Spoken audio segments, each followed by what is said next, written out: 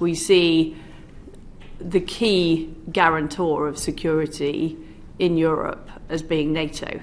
And our aims and ambitions are to strengthen NATO, and we see the G7 as the absolutely key economic alliance for us. And we've been working very closely with G7 partners throughout the Russian-Ukraine crisis. In fact, just 2 days ago, I had a video conference with my G7 counterparts to coordinate next steps. So those are what we see as the key alliances as far as the United Kingdom is concerned.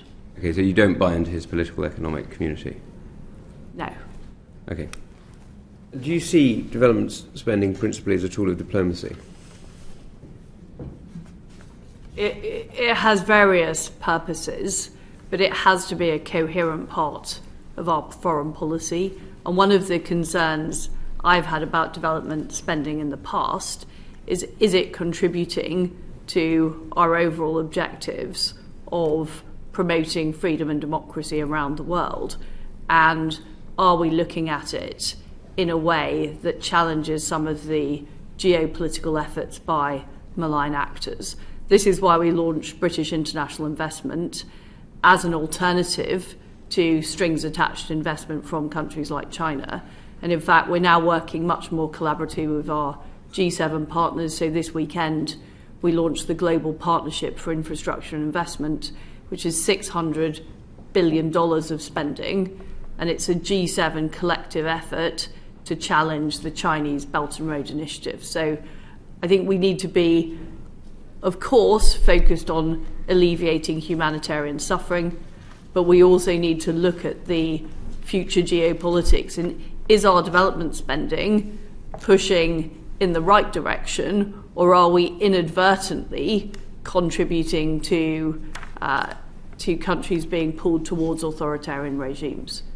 I'm just wondering, you must have made a commitment to the Home Secretary.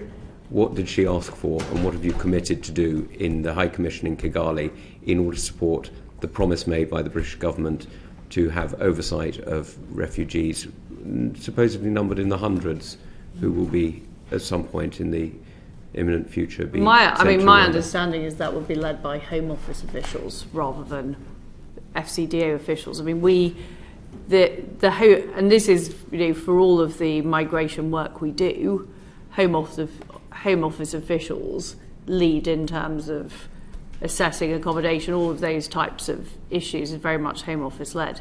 So we provide diplomatic support, but we wouldn't be providing that type of oversight.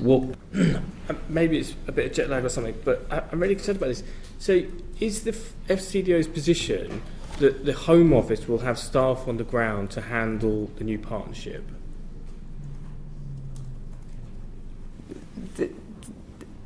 The partnership was signed by the Home Secretary with her counterpart in the Rwandan government. And of course, the United Kingdom and Rwanda have a very close relationship, which the Foreign Office is responsible for. But this is a Home Office policy, which we are working with the Home Office to deliver in Rwanda. So there are, as you know, British citizens who have been detained in Luhansk and Donetsk in, frankly, kangaroo courts under Putin's control. What support are you able to offer them? We are offering direct support to the families. We've been in touch with the families. I spoke this morning to the Ukrainian Prime Minister about these specific detainees. You're right, they're prisoners of war. They were legitimately fighting for the Ukrainian army, and we're doing all we can to secure their release. And just to be absolutely clear, under the Geneva Convention, under the Protocols of War, they are absolutely legal, lawful combatants in a uniformed armed force for a recognised state. There's no debate about that. That's absolutely correct. Thank you.